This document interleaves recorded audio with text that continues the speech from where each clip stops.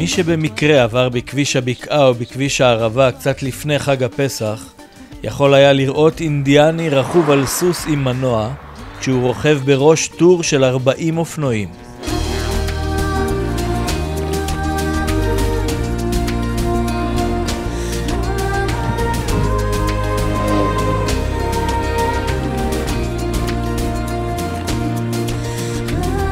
כולם רוכבים למען מטרה אחת, מטרה חשובה. נחזור אליה בהמשך. אנחנו חוזרים שבוע בזמן, לחדר העבודה של בארי חודרה, המכונה גם האינדיאני. ובשלבים האחרונים של ארגון המסע. בתוך 4 ימים מתכוונים הוא וחבריו להקיף את כל ישראל. צומת צמח, ארוחת צהריים ראשונה, של יום חמישי.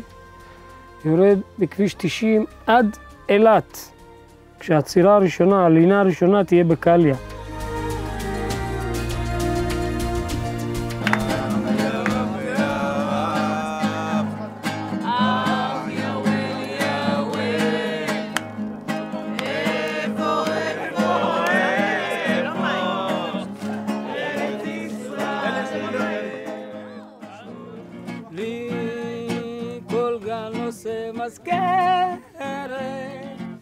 באמצע מלחמת יום כיפור מצא את עצמו בארי מפנה הרוגים ופצועים מתוך טנקים ונגמשים שחזרו מהחזית. שום דבר לא הכשיר אותו להתמודד עם מראות מסוג זה. לי זו הייתה טראומה גדולה מאוד. כיוון שהייתי צריך לעזור להוציא חללים מתוך טנקים שרופים. לא שרופים, הם אנשים שרופים. רגל מעץ. רק לאחר 2 מאובחן בארי כחולה במחלת הקרון. יש הקושרים התלקחויות של המחלה למצבי מתח וטראומות נפשיות.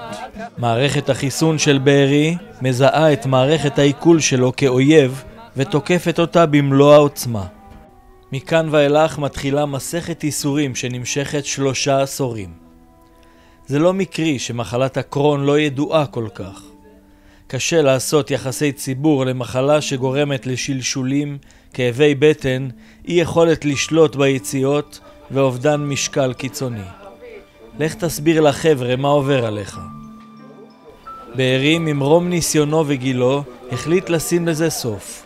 הוא החליט להוציא את המחלה מהארון. אם אתה לבוש בגדים ואתה צריך להוציא שירותים, אתה לא מספיק. תמיד זה היה הקטע של הרטוף ברגליים. זה מגעיל, זה מסריח וזה מבייש.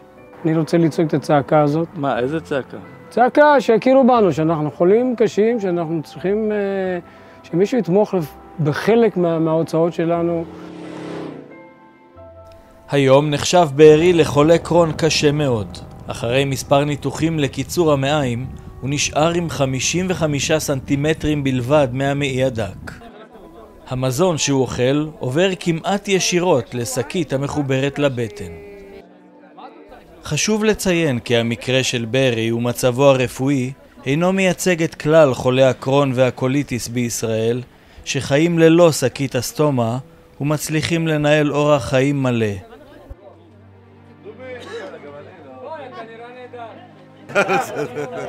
אשתי יקרה, אני רוצה להגיד לכם, אם יש מישהו שאני חייב לה את חיי, זאת אשתי, בתיה. זה לא פשוט לישון במיטה אחת, ולקום באמצע הלילה פתאום, והמיטה, תסלחו לי, אנחנו כבר פתחנו הכל. אז קמים ועניינים, ומשתפים, מתקלחים. זה לא פשוט. זה, אתם יודעים מה? לפעמים זה יום אחרי יום. 6 שנים אני חי טוב יחסית, עד לפני 1.5 שנה אני חי ממש טוב. כי אז התחילה הזריקה הזאת של היומרה, שהיא עשתה לי מהפך, פשוט מהפך. הסטומה והזריקה, השילוב הזה מנצח. אפשר לחיות עם זה, הרבה זמן, ומעולה. משפר את איכות החיים.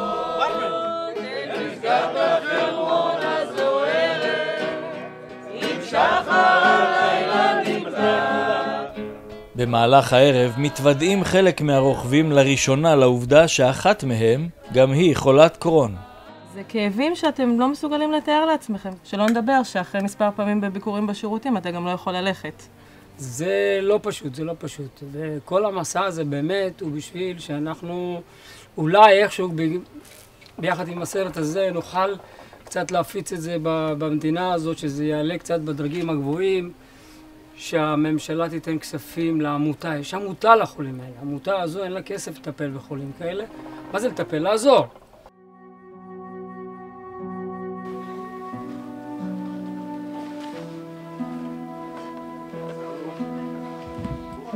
בוקר בצפון ים המלח. השבט מתעורר.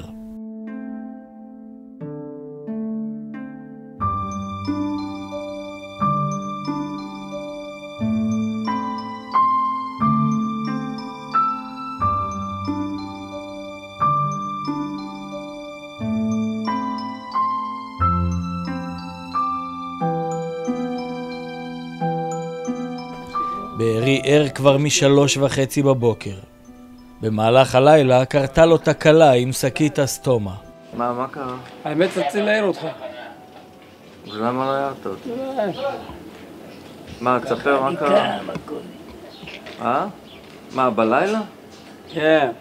נו, דבר. מ3:30 אני אהיה. למה?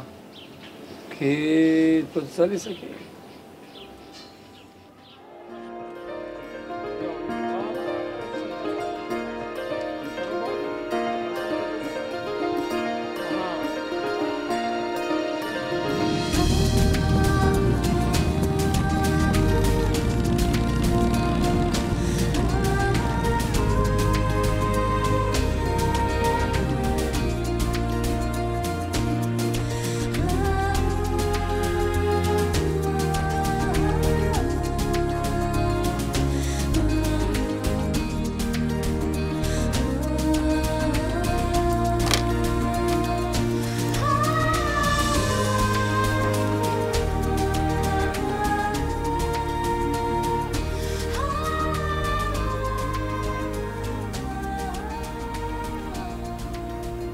צורף קצת, שטויות. מהכאבים סבלתי בחיים שלי, אם זאת היא התרופה שלי לכל החיים. אני יכול לסבול כל שבוע אחד כזאת. אחרי 4 ימי מסע, חלקם לא קלים, אתה מבין משהו מאוד מהותי על חולי הקרון. כל מה שהם רוצים בעצם, זה לחיות חיים נורמליים.